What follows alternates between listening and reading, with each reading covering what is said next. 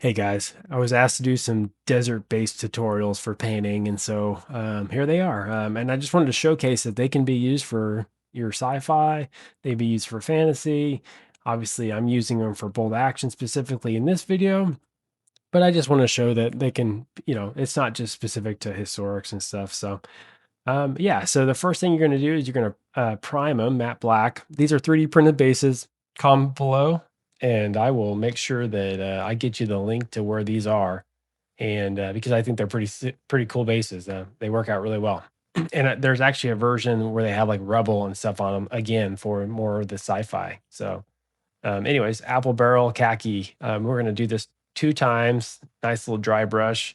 It's okay if you're a little bit heavy, but try to keep those darker shadows in the cracks and different like that. That will help us a little bit later, as we go. So yeah, very quick, very efficient. All right, next we're going to go to Folk Arts, another cheap paint, 50-cent paint. And this is going to be Camel Killer. It's similar to, I'd say, Pro Curl Khaki, because the khaki from Pro Curl is pretty light. I think it's just because of the pigment difference. These are cheaper paints, so it does take a little bit, a couple more coats, I guess, to get that pigment intensity that you want. But yep, nice little dry brush and you're good to go.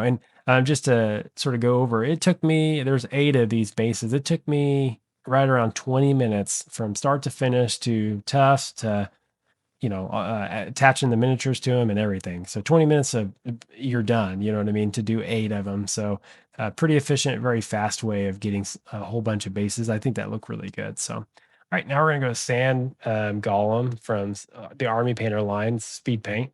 And when you put this paint on, you're gonna be like, "Whoa, there's no way that that's the right color paint." And I thought the same thing too, but I promise we'll bring it back down. But this is a really nice color for that dried mud, dried dirt area. You could definitely use like hardened leather. Also, that would be a good one. Dark wood would probably be good too. Just if you want even more of a stark different, I guess, difference between the sand and then the dried mud. So zealot yellow is going to be the next color. This has a very orange tint to it, and I thought that looked really good for some sand. So, and if you've ever been to the Middle East, there's a whole bunch of different variations of different sands and dirts and rocks. And so, just use some reference photos, I guess, with what you got. There's plenty of colors out there to make this work right. And I'm just giving you suggestions, and this is sort of how I got mine to look the way I did. So I hope it helps you out. All right. After that's done, you're going to go to apple barrel khaki, and this is going to really tie it all in together.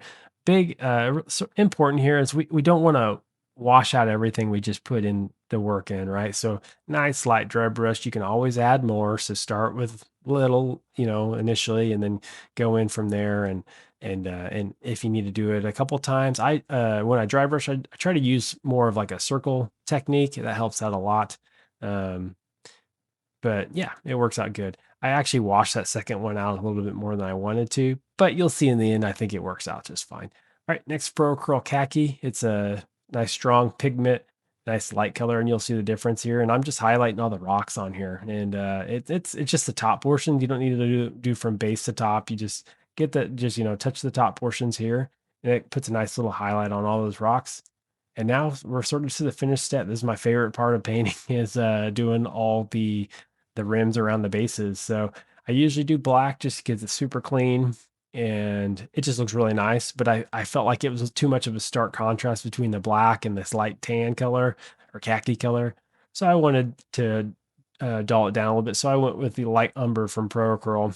Do that 2 times, nice 2 thin coats, and it'll cover it just fine. So, and looking good. And really, we're sort of towards the end, So at this point, I took some tufts. They were just some cheap Amazon tufts that I grabbed, cut them with some clippers, just a nice small little tuft to make them a little bit smaller and more appropriate for the size of the base and the people on the base. And I glued them on there. And I think the end product, as you guys can see, I think it looks really good. I think they are super cohesive. Regardless if you wash a base out or not, I think you can still get to the end product that you want to get to. And yeah, so if you guys have any other suggestions on bases that you want me to paint or any other paint tutorials, Just comment below, and I'd love to try them out for you guys. And thanks for helping me out here and supporting the channel. See you later.